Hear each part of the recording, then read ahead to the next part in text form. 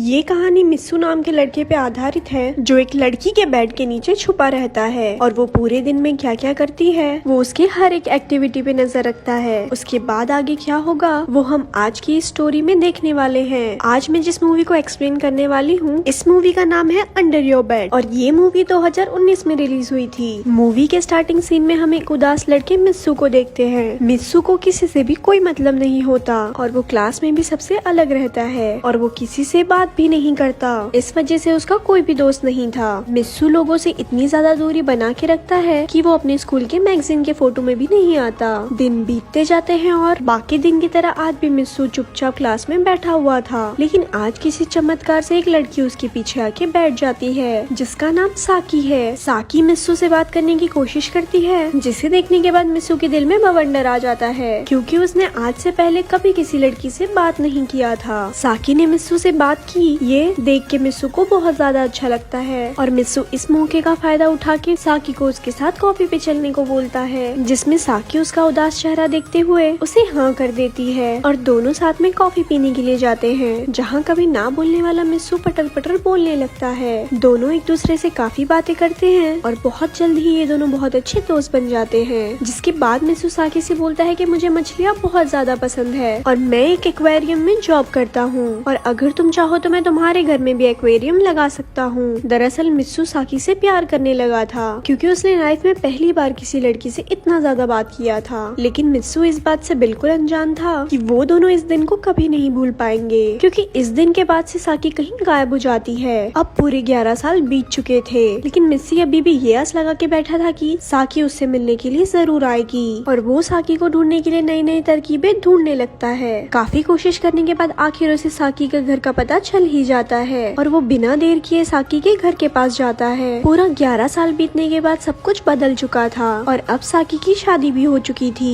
और उसकी अब एक लड़की भी है। साकी अब पहले जैसी बिल्कुल भी नहीं है और वो बिल्कुल उदास रहती है और वो किसी से बोलती भी नहीं है। साकी का पता लगाने के लिए मित्सु उसी के घर के सामने एक्वेरियम की शॉप खोल देता है ताकि वो उस पे नजर रख सके और वो उसी शॉप के ऊपर एक फ्लोर ले लेता है जहाँ वो साकी की बहुत बड़ी तस्वीर अपने कमरे में लगा देता है ताकि वो उसे याद कर सके और वो साकी के जैसी दिखने वाली एक डमी भी ले आता है। एक दिन अपनी तसल्ली पूरी करने के लिए मित्सु साकी के घर में टेलीस्कोप से झांकने लगता है और वो देखता है कि साकी का हस्बैंड उसे बहुत बुरी तरह से गिरा गिरा के मारता है। अगले दिन मित्सु साकी के चेहरे पे मारपीट का निशान देखता है जिसे देखने के बाद वो समझ जाता है कि साकी की ये हालत उसके हस्बैंड ने ही की है। तभी मिसी की दुकान में साकी आती है, लेकिन पूरे 11 साल बीतने की वजह से और घर में हुई मारपीट के वजह से वो मिसी को नहीं पहचान पाती। तभी मिसी साकी से बोलता है कि मेरी शॉप यहाँ पर नहीं है और अगर तुम चाहो तो मैं तुम्हारे घर फ्री में एक्वेरियम लगा सकता हूँ, जिसपे साकी भी मान जाती है और वो उसे अपने घर एक्वेरियम सेट करने के लिए ले जाती है जहाँ मिसी मौके का फायदा उठा के उसके घर की चाबी चुरा लेता है और वो उसके घर की एक लाइट में माइक्रोफोन लगा देता है ताकि वो ये सुन सके कि उसके और उसके हस्बैंड के बीच में क्या चल रहा है। और वो रोज छुपके से जाके साकी के घर में मछलियों को खाना भी खिला देता है और उसने जो लाइटर रखा था वो उसके सेल भी चेंज कर देता है। वो साकी के साथ ऐसा बिहेवियर होते हुए देख के बिल्कुल भी खुश नहीं था। तब वो डिसाइड करता है कि आज वो साकी के घर जाएगा और जब उसके घर में कोई नहीं होता तो वो बेड के नीचे जाकर छुप जाता है। शाम को घर पे आने के बाद साकी का हस्बैंड उसके साथ बहुत गंदी तरह से घपाघप करता है और उसका घपाघप करने की आवाज नीचे मिस्सी भी सुन रहा था। तभी वहाँ साकी के हस्बैंड को एक नोट मिलता है। दरअसल साकी को रोज इतना परेशान देख के मिस्सी उसके घर के बाहर एक गुलदस्ता रख देता था जिसमें एक नोट भी होता था जिसे हमेशा साकी निकाल लेती थी, लेकिन आज वो नोट निकालना भूल गई थी। इसके वजह से उसके हस्बैंड को वो नोट मिल जाता है और नोट पढ़ते के साथ ही वो साकी को फिर से गिरा गिरा के मारने लगता है और वो साकी से ये भी पूछता है कि वो बंदा कौन है जिसके साथ तेरा चक्कर चल रहा है। जब साकी उसकी बातों पे कोई जवाब नहीं देती तो वो उसका सर बाथ टब में डुबोने लगता है और उसे जान से मारने की कोशिश करता है, जिसे देखने के बाद अंदर ही अंदर मित्सु बहुत रोता है क्योंकि उसे लगता है कि उसकी छोटी सी नोट के चक्कर में उसे इतना सब कुछ सहना पड़ रहा है। उसके बाद साकी का हस्बैंड उसको मरने के लिए छोड़ के खुद जाके बेड पे सो जाता है, जिसके बाद मिसी बाथरूम में जाके साकी को वहाँ से बाहर निकालता है। वो उसे फर्श पर ब्लैंकेट लपेट के सुला देता है, लेकिन ज्यादा फिजिकल अटैक होने की वजह से साकी अब बेहोश हो चुकी थी। सुबह जब साकी की आँख खुलती है तो वो रियलाइज करती है कि कोई तो ऐसा है जो उसकी केयर करता है, लेकिन वो उसके सामने नहीं आता। तभी साकी खुद से कहती है कि तुम जो कोई भी हो मुझे इस नर्क से बाहर निकालो और घर में माइक्रोफोन होने की वजह वजह से मिस्सी ये सब सुन लेता है। इसके बाद मिस्सी ठान लेता है कि अगर इसके हस्बैंड ने फिर से इसे मारा तो वो उसका मर्डर कर देगा। काफी दिन बाद साकी की माँ उसे कॉल करती है और बोलती है कि तुम्हारे डैड मरने वाले हैं और तुम जितना जल्दी हो सके घर आ जाओ। जिसके बाद साकी अपने हस्बैंड से इस बारे में बात करती है, लेकिन उसका हस्बैंड वहाँ जाने से साफ मना कर देता है। ये बात साकी को बिल्कुल भी बर्दाश्त नहीं होती और वो अपने हस्बैंड को जोरदार चाटा मारती है और वो उसे बोलती है कि तुम इंसान के रूप में शैतान हो। चाटा खाते के साथ ही उसके हस्बैंड का बीपी हाई हो जाता है और उसके बाद वो साकी को जमीन पे लिटा के उसका एक दांत तोड़ देता है और उसके मुंह से खून निकाल देता है। इतना कुछ करने के बाद भी जब उसका मन नहीं भरता तो वो साकी को मारने के बाद उसके मुंह में अपना स्पाइडरमैन देने लगता है, जिसे दरवाजे के पीछे खड़ा होकर मिस्सी भी देख रहा था। लेकिन वो बेचारा चाह के भी कुछ नहीं कर पाता और मिस्सी घर आके सारा गुस्सा ही खुद पे उतार देता है। अगले दिन परेशान होने के बाद साकी अपना बच्चा लेके वहाँ से भागने लगती है, जिसे मिस्सी ने भी देख लिया था। वो उसका पीछा करने लगता है, लेकिन वो उसका पीछा नहीं कर पाता। साकी अपने बच्चे को लेके अपने घर से दूर एक होटल में चली जाती है। कॉफी पीते समय साकी जब लाइटर उठाती है तो उसे पता चलता है कि उसके अंदर एक माइक्रोफोन है। तभी वहाँ अचानक से उसका हस्बैंड आ जाता है और वो उसे घसीटते हुए वापस घर ले जाता है। लेकिन इस बार उसका हस्बैंड हैवानियत की सारी हदें पार कर देता है और ये सब मिसू बिल्कुल भी बर्दाश्त नहीं कर पाता, क्योंकि ये सब वो भी चुपके से देख रहा था। तभी मिसू पीछे से आके उसके हस्बैंड पे अटैक कर देता है और वो बेहोश हो जाता है। किनुचो को बेहोश देख के साकी उसका गला दबाने लगती है और उसे जान से मारने की कोशिश करती है, लेकिन तभी मिसू उसे साइड हटा के खुद उसका गला दबा के उसे जान से मार देता है। इसके बाद मिस्सी पुलिस स्टेशन जाके सारा इल्जाम अपने सर पर ले लेता है। इतना सब कुछ होने के बाद साकी उसके फ्लैट पे जाती है ताकि वो जान सके कि वो है कौन। जहाँ फ्लैट पे पहुँचने के बाद साकी उसके घर में एक बड़ी सी अपनी तस्वीर देखती है। वहीं उसको एक और तस्वीर मिलती है जो उसके स्कूल टाइम की थी, जिसमें वो और मिस्सू दोनों एक साथ थे। तब साकी को सब कुछ समझ आ जाता है और वो तुरंत मिस्सू के पास जाती है और आखिर में मिस्सू के जेल जाने से पहले साकी आखिरी बार उसका नाम लेती है।